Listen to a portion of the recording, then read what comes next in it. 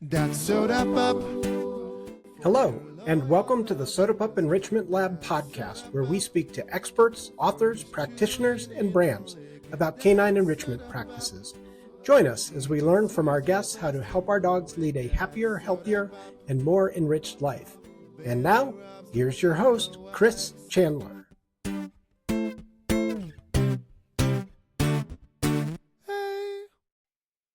Hello and welcome to the Soda Pup Enrichment Lab. We talk about enrichment and are just trying to continue the conversation about enrichment and help you to learn more about that so that you can offer it to your pets. So today I have with me Ashley Dalton, and she is the head of training and education strategy at Zoom Room. And Ashley, I really appreciate you being here today. We met, well, I don't know if actually you and I met, but I met, I think, some of your colleagues recently at the Super Zoo trade show in Las Vegas. Yep, that's where And we met. yeah, I had a great conversation. And so I'm really grateful that you agreed to be here and be our guest today. So, Ashley, would you just start out by just giving us a little bit more of an introduction just about yourself and also tell us more about Zoom Room? Yeah. So thank you, first of all, for having me on. I'm so excited to be here. It was really great meeting you guys at Super Zoo. So Zoom Room is a national dog training franchise. Our motto is we don't train dogs, we train the people who love them. Because our focus is really on teaching pet parents how to train and connect with their dog and using positive reinforcement.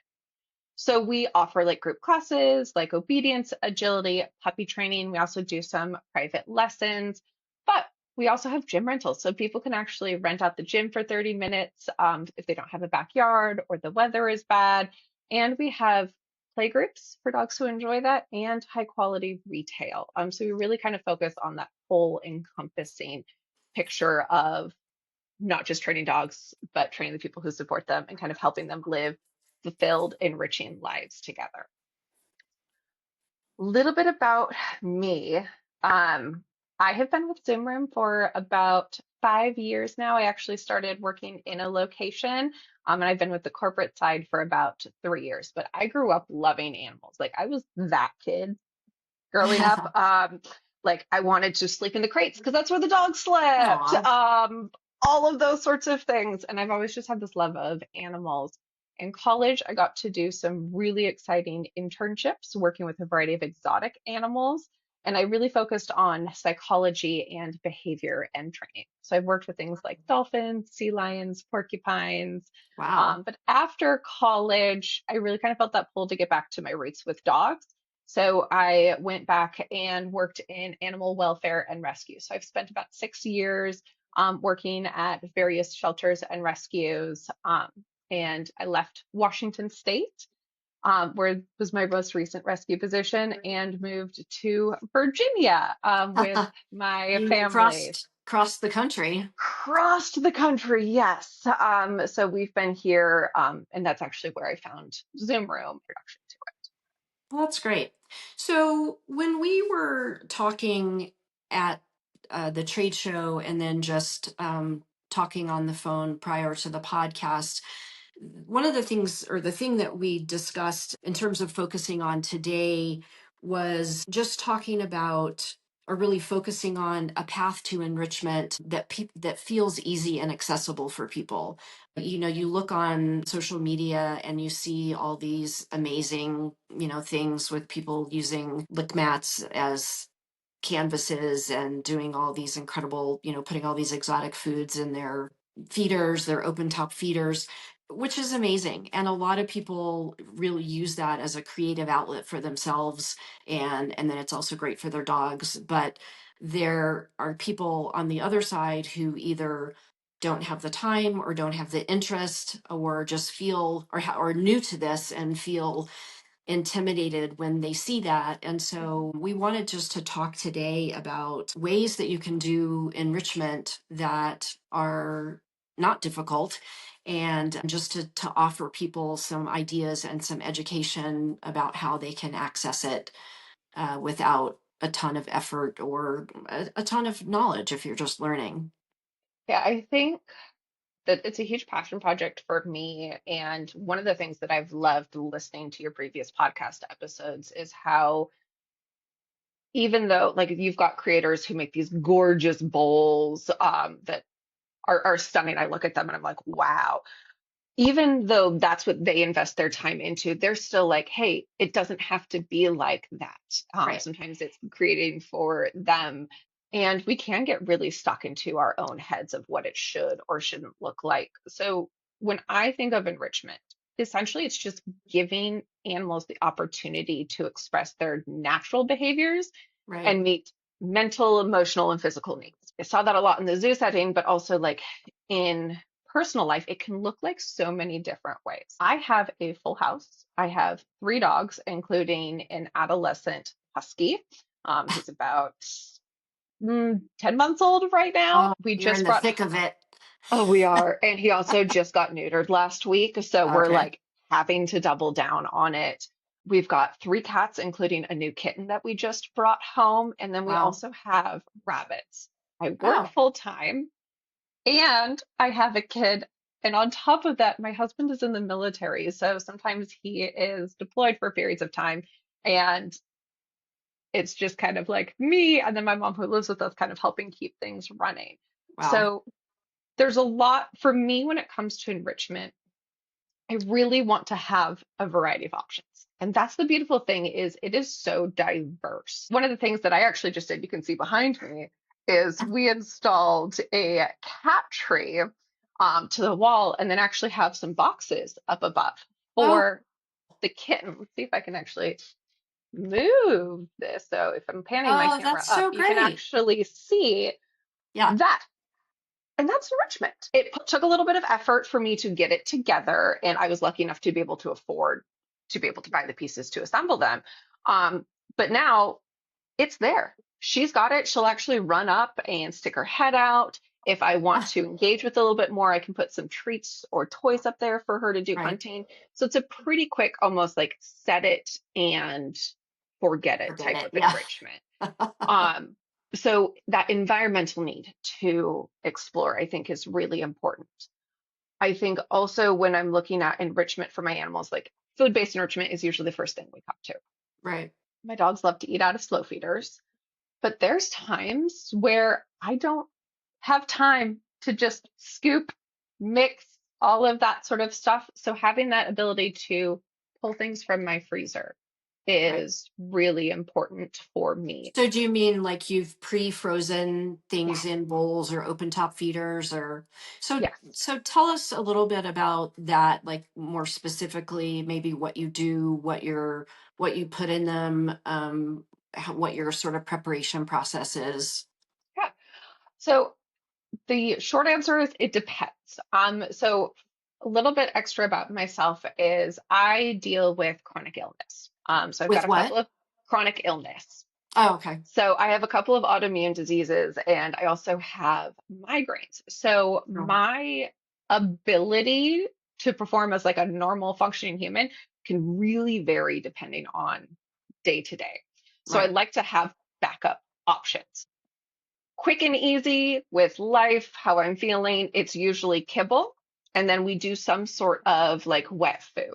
Yeah. So I really like the Honest Kitchen dehydrated Yeah. food because we can just mix it, throw it on, Yeah. and we actually keep a jar in our fridge.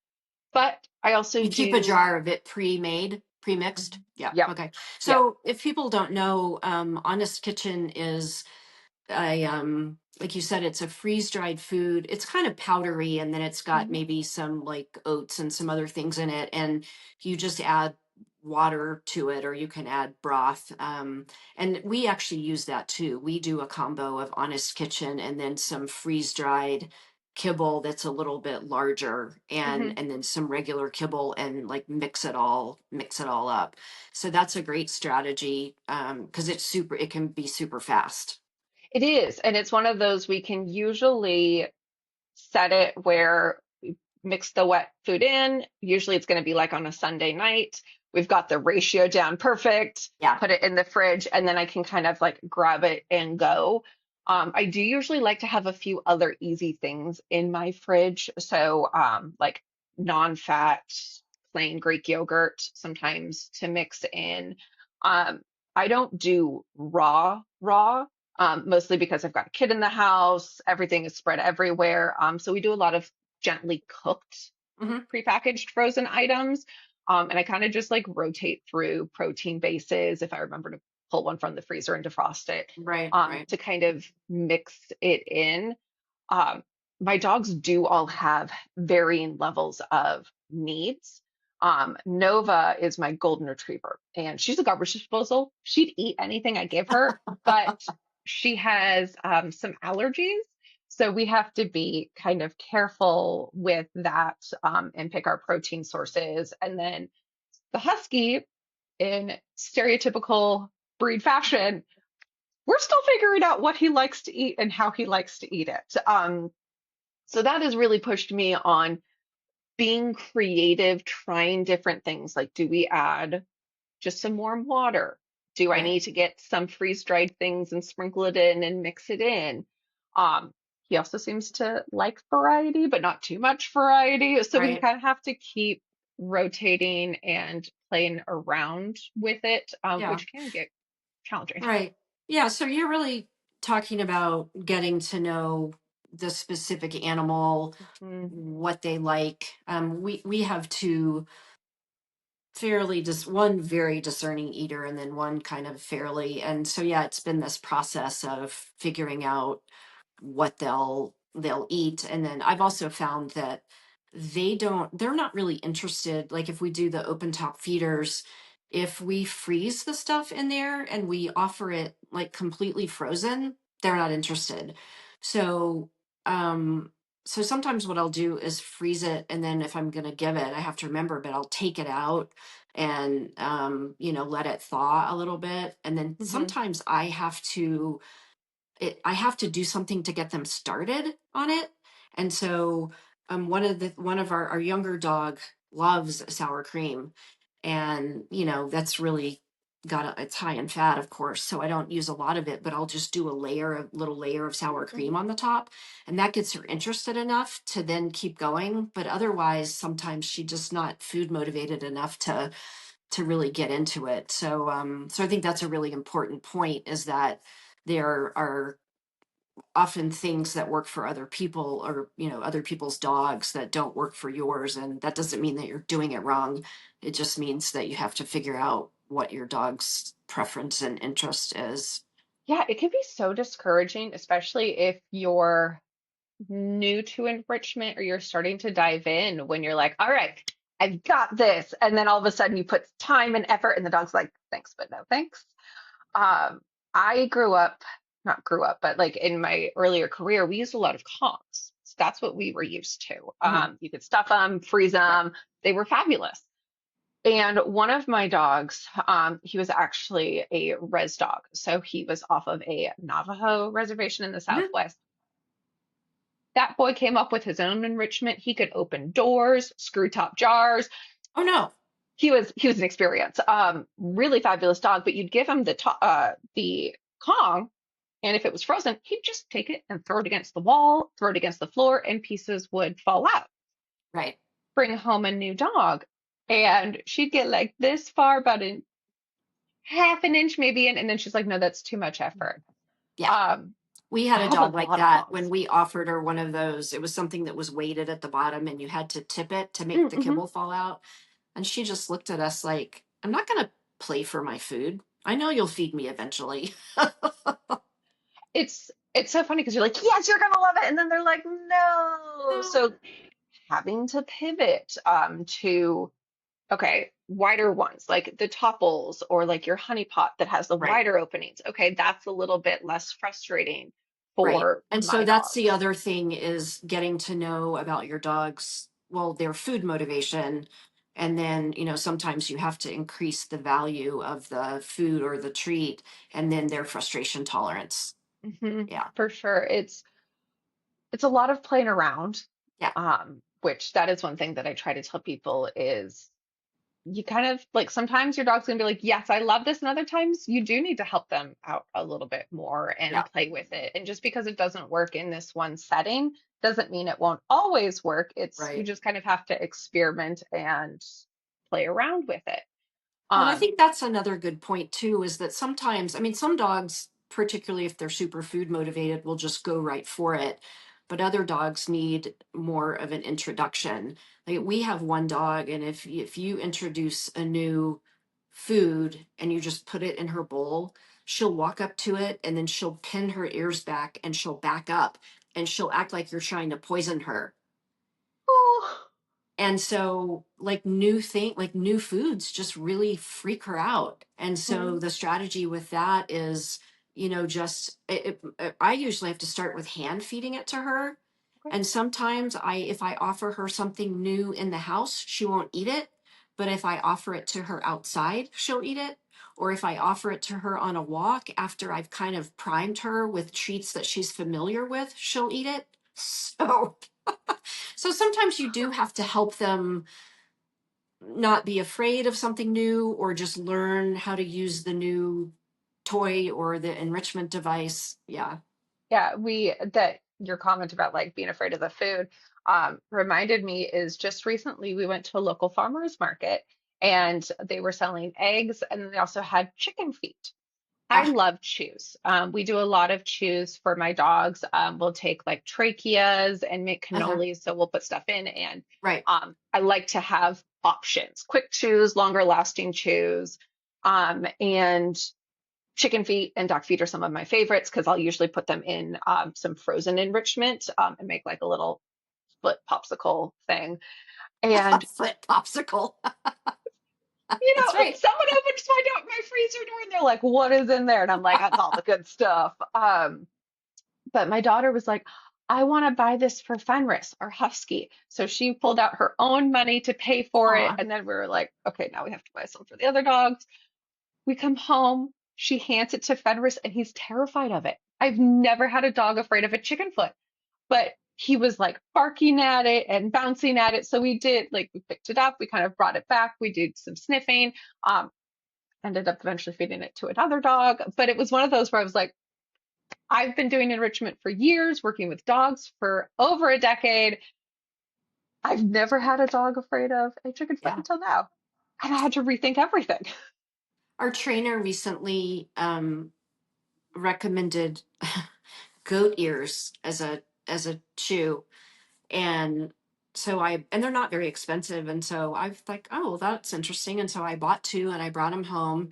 And one of my dogs, and the goat ears smell really bad, I have to tell you. So you definitely, one of my dogs, I could see that she was going upstairs and I knew where she was going to put it was probably under my pillow.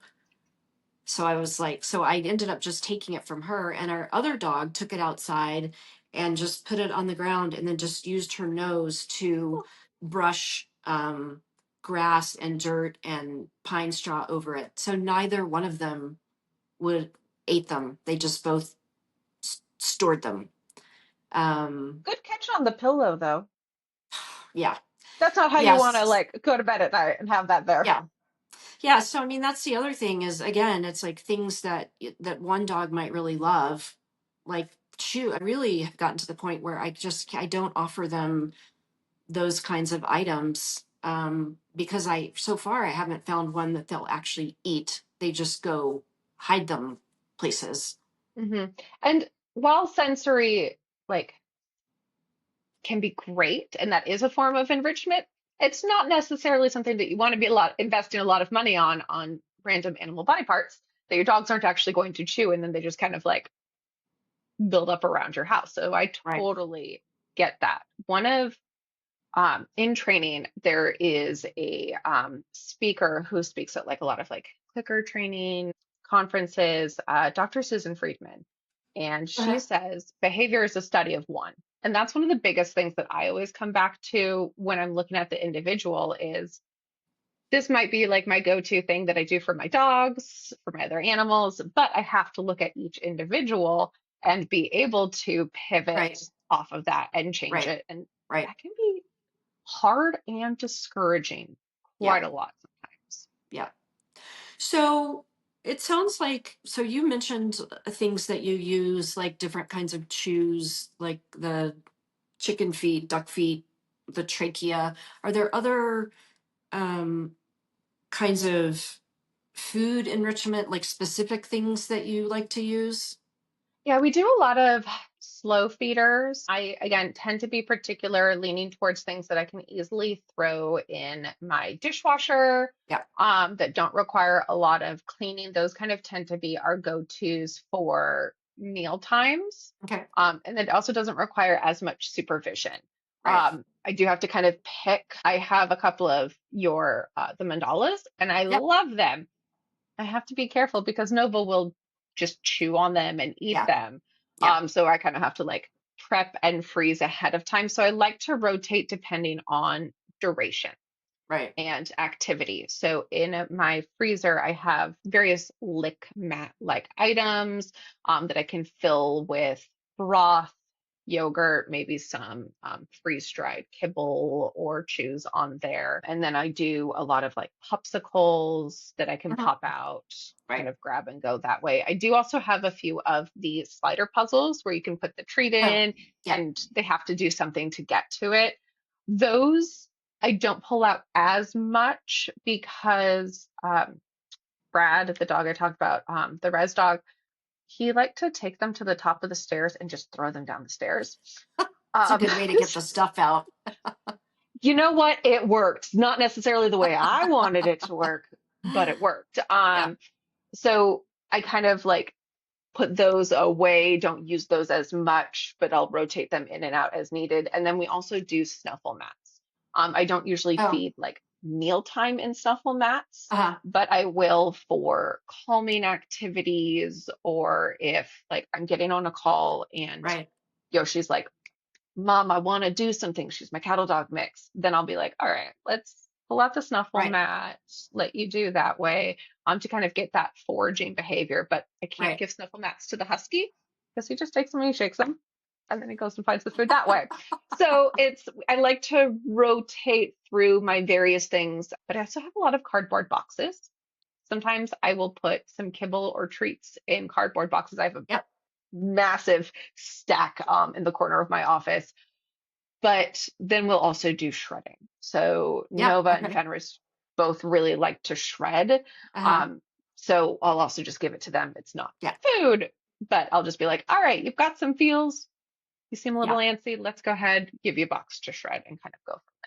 We have one dog who likes to shed boxes as well. And sometimes I will just give her the box. And sometimes I will do things like I'll take a toilet paper roll, put some food in there, crimp the ends, put it inside the box, put some brown paper in there, maybe even put those in a box inside a bigger box.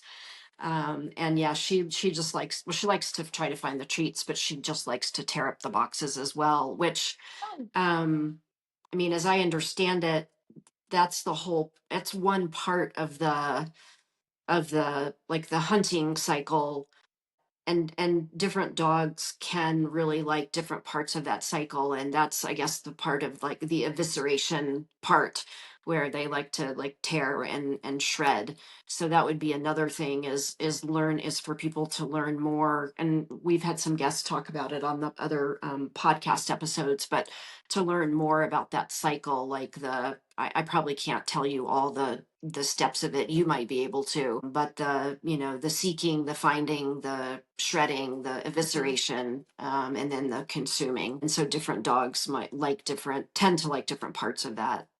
Yeah, I think it's one of those, it kind of goes back to everything we've talked about is each dog is their individual and there's so many different ways to get that. Because that like shredding destruction is so much fun. Nova really likes to hunt. Mhm. We have a really big yard and she will go hunting for moles. So watching that like seeking, tracking, she's Right, using her nose and then she'll like freeze and then pounce and right. jump onto them and we'll start digging. And there's times where she's actually taking chunks of dirt, ripping it up and chucking it. Hmm. Um, my husband's not so thrilled with it. I'm just like, hey, it's enrichment. She's enjoying herself. We're cool. Um, It's a good thing he doesn't usually do podcasts because he'd be like, excuse me. But that's that's really enriching for her. And the cardboard boxes give her that opportunity. So Right. she can kind of like get that She and can the do that without shredding. tearing up your yard. Exactly. And Yoshi, if I offer her a cardboard box, most of the time she'll like put it in her mouth and then just be like, "You want to trade for a treat?" But if I notice that she's being more high energy, she's having difficulty settling, sometimes she actually just needs to shred something and Hmm. destroy. So I'll grab a box and she'll be like, "Yes, that's it." And she just kind of goes to town on it. So it's that Right. like it's so diverse and it's depending on the mood, the individual, all of those things. And that it's cool, but when you first start out, it can Yeah. be Yeah. really overwhelming for Yeah. sure. So if you had say a client through Zoom Room that is newish to enrichment, how would you start them out? How would you educate them in the beginning? Oh, that's a really good question. I think for me, a lot of it is understanding more about what goals they're trying to achieve, where they're having Okay. their problems, and how much time they have. Okay. Because one of the beautiful things about enrichment, like I said, it's so diverse. Training is enrichment. Yeah. And I am that person that I'm a professional dog trainer. How frequently I actually put aside time to train my own dogs is really quite slim. So if I schedule a group class though and go in, then I'm going to be more reliable to do that and give my dogs that mental stimulation because Right. I've signed up, that sort of thing. Yeah. But if you're at home and you're noticing that your dog has trouble settling while you're on calls or later on at night when you're trying to do meal prep or something else like that, then I want to know, okay, what kind of food is your dog eating? What have you tried? How much time do you have? What's your setup like? Because all of those different things might change the recommendations that I give you.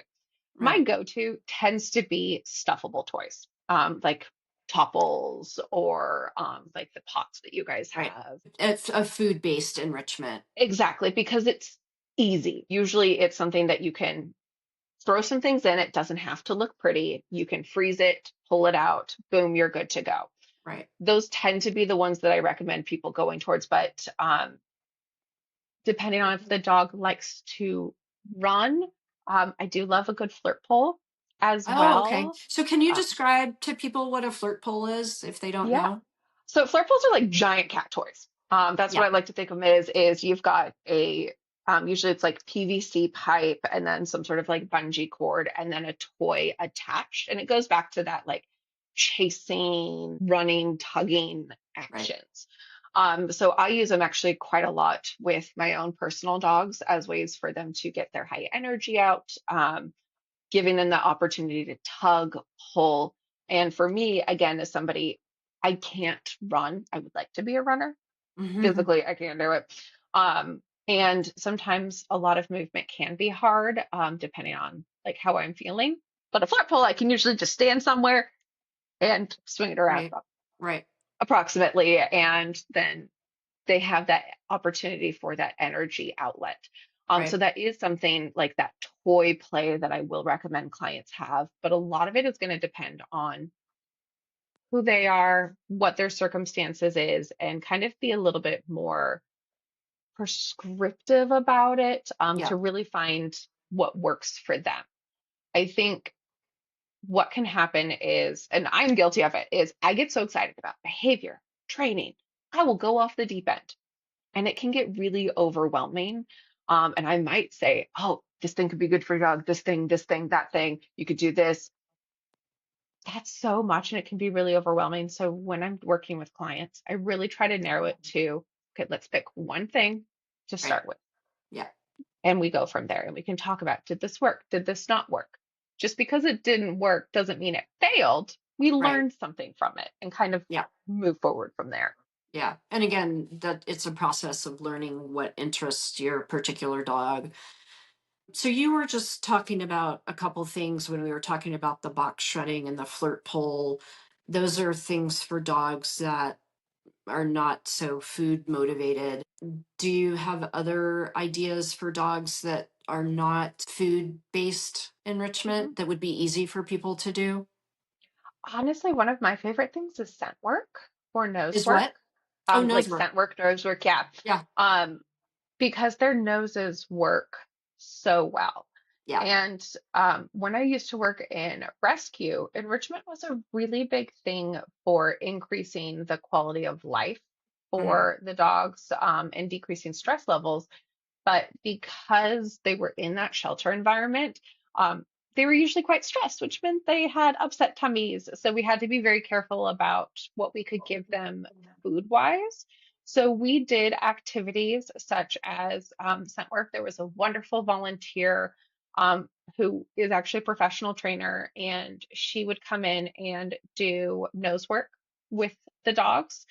Sometimes we'd be searching for like a single treat. Other times, she would use a toy that the dog was really interested in.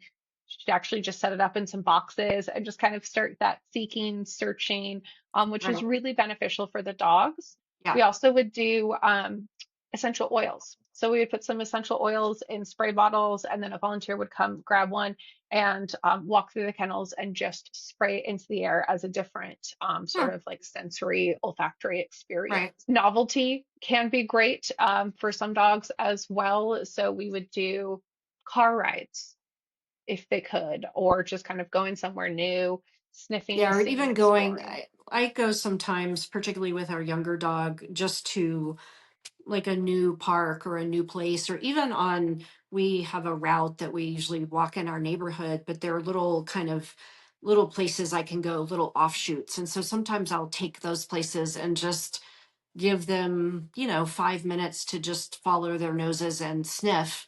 And I've heard the term a sniffari. You take them on a little sniffing safari and just, yeah, let them, you just don't manage them as much in terms of where they're going. And that gives them so much stimulation.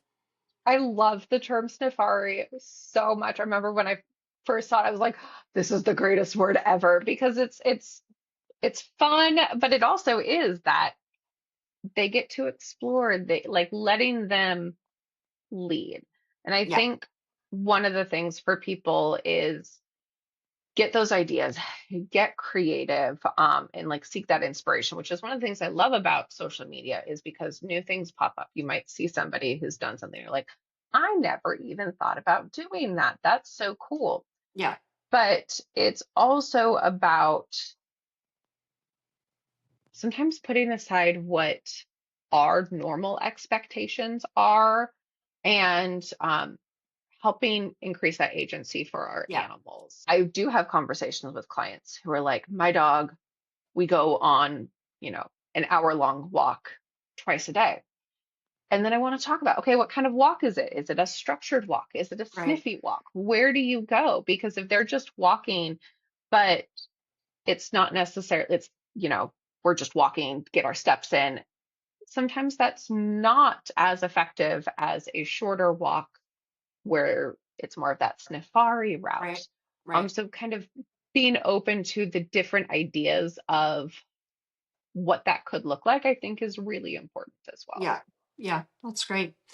So, is there, if there was like one thing, or kind of your, it doesn't have to be one, but excuse me, your top thing that you would want to pass on to people about enrichment, what would it be? I think for me, it's gonna, I want people to know it's okay if it's not perfect. Is and if you can't do enrichment that day, or it's not how it turned out the way you wanted it to, Hmm. that's okay. The next day is a new day, and we try, we learn, and I think that's really where I want to come from it when I talk to people about it is, again, as somebody who deals with chronic illness sometimes, and I have a busy, busy household and so many individuals who Yeah. need my time, I beat myself up so much. I think that I am not doing enough for my animals. Mm-hmm. And I feel like I'm never doing enough for anybody. And Mm. there are days where, did everybody get fed? Yep, okay, we're cool. And then there's days where I just, pulled out some things. We did a whole like 2 cookie sheets worth of frozen enrichment prep.